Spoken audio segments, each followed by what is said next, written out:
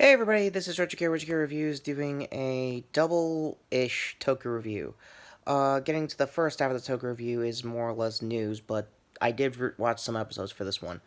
And by this one, I mean the legal one, Kamen Rider 1971, aka Kamen 1. Uh, you know the man, you know the legend. The first of many show-era Kamen Riders, the first of the franchise in general, was legal as of yesterday of this recording, March 17th. It's the 18th now, for the next hour, hopefully, as of recording this also. So yeah, I sat through a couple episodes through Tubi. I'm going to leave the links to that and Pluto TV if you're going to see this legal. And I highly recommend you do so. What's there that hasn't been said about this now almost 50-year franchise and this now almost 50-year writer? Takeshi Hongo himself is the badass of badasses. If I went by legacy score, he's definitely getting an insta 10 for just most of the groundwork that we know as Kamen today.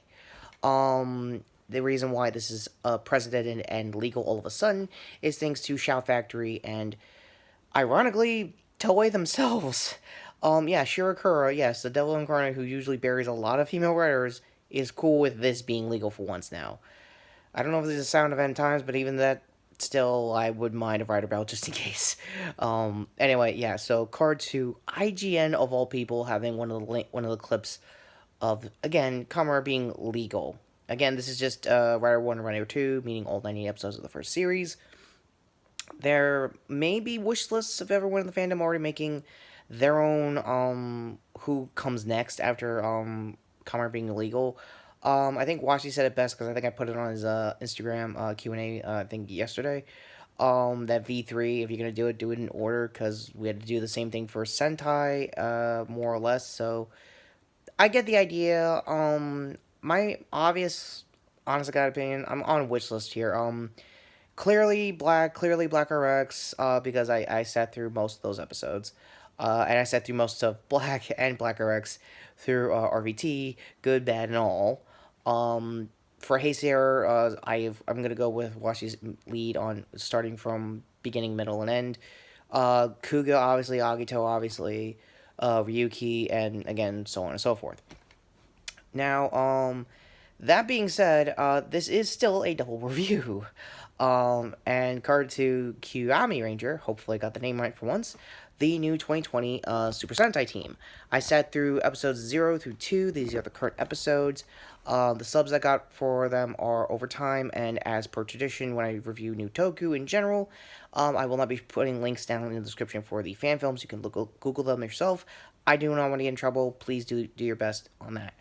So, my thoughts on episode 0 is mainly world building for not just the commanders in question, and one half of the lore for, I think, the crystalled one. Yeah, I thought that character was going to be a mascot kind of character, like back in like old Heisei or Sentai days. I think Go-Go 5s to put it for example, and probably for a good comparison later on certain Sentai members. Um, and also builds the core four. None on the fifth guy, because he is the debut focus arc of the first episode, and his leadership skills in episode 2, weirdly enough, they're actually learning from, I guess, past Red Senshi mistakes. The ninja and so on and so forth, you know who I'm talking about, honestly, at this point. So, I just came off of episode 2, so I'll leave that on the spoilers half. I'm going to spoil what I remember from Zero. Overall, it's a really good world building episode. It didn't show all of the Zords just yet, and in episode 1, because for once in a very long time, there are rare Sentai that do save the Zord till X amount of episodes, which is actually pretty sweet for once. A good start for the way rare Sentai just in general, to be honest with you. Um, so yeah, episode 0 also tells you most of everyone's quirks. Again, if you haven't seen the trailers, I think I'll try to link any of them above here for just the characters in general. If I remember correctly, Blue is the stunt guy slash actor, action movie style kind of guy. Not Johnny Cage, ironically. I thought he would be a little show-offy, like a Johnny Cage kind of character. But I think he's being a little more passive and calm and cool, kind of like Keanu nowadays with the John Wick series. That also being said, I am very much aware that not only John Wick Chapter 4 is still a thing, and Matrix 4 is actually happening. I'll probably make a separate video for both of those later down the week or probably next week. So until then, that's his quirk. It's really cool. All of the crystals actually talk to them. I think they're supposed to be companion Zords. I'll get to that when we get to later episodes. I think the Pink Ranger is a EMT, and the reason why she's a nurse in general is mainly because the writers of this show had some experience with Kamen X-Aid, so that makes sense with the X-Aid connection there. Um, Green is a track and field sports student, and yes, it is a she. It's been a while since we had a second in a row green female ranger, so good news there.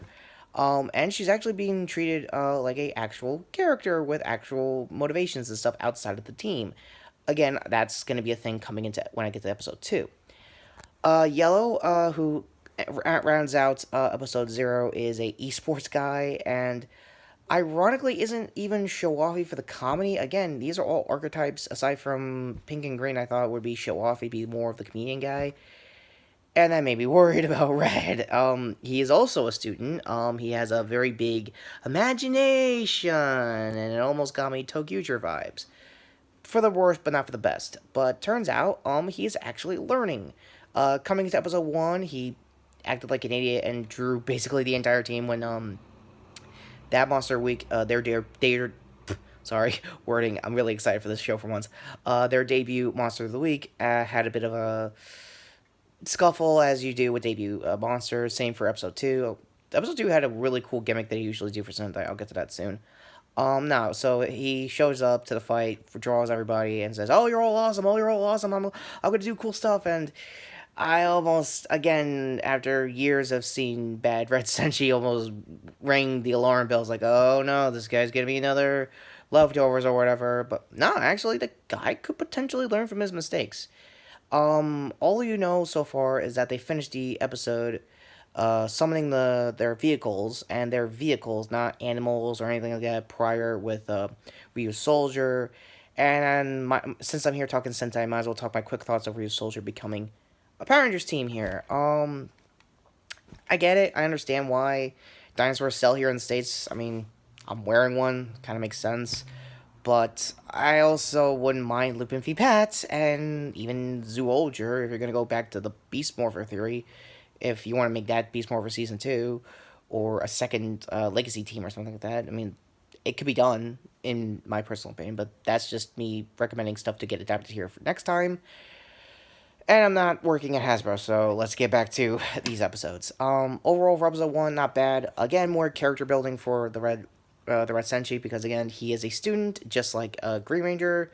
And I don't know if they're the same schools. I think they're different universities or something like that. I think she's in the university and he's a high schooler. Again, there's age differences. He knows apparently 3 out of the 4 of them. Apparently, he had no clue about esports.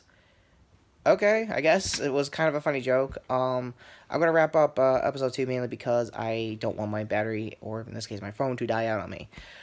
It was basically a sports-centered episode, and it had a rugby-level monster akin to, I think, the first Sentai's baseball monster. They usually love bringing back a lot sometimes.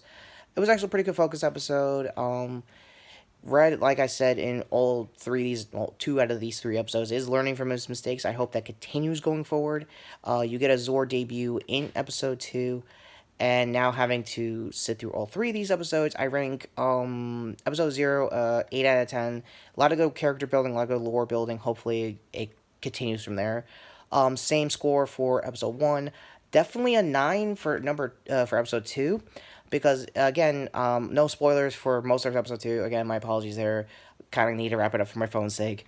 I think this Red Senshi has the potential to learn. And as far as catchphrases go, it's not as annoying as I'm Fired Up from the Ninja and a lot of the other ones there, too. Also, I forgot to mention the other commander.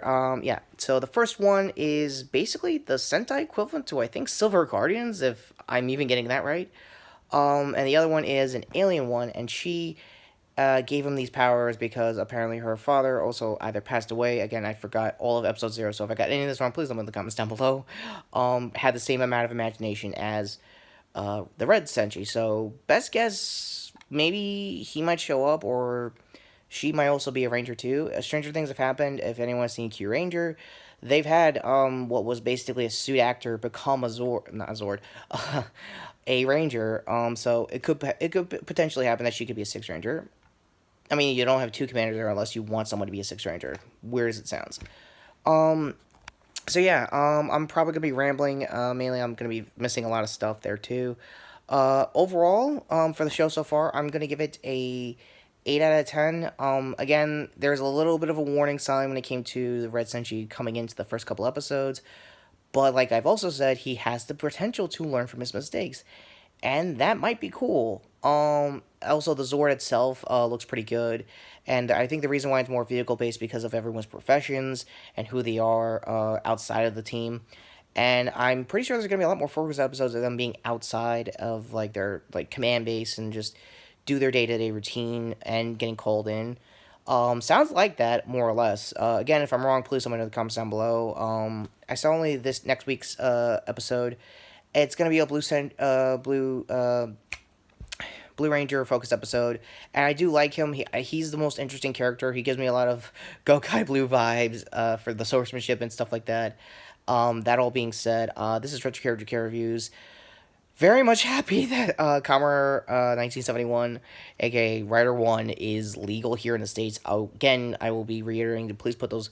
I will be putting those links down below to Pluto TV and Tubi to watch this legally. For Q Ranger, wow, Q Ranger, wow, been a while. Kiami Ranger, again, my bad for the spelling on the name. I'm pretty sure the R is silent. Again, could be wrong. I'll have to listen to the theme again for that. It's a straight 8 out of 10, and there's a lot of potential here to make what could have been a gimmicky Sentai actually watchable. Weird as it sounds. So, end card's finally coming up with this rambling more than usual hand here for my previous video, Toku related wise, on my top 5 Power Rangers fan films, and other hand here to sub to my channel. And my apologies for anyone in the comment section of the top 5 video that I didn't mention unworthy or put in the top 5.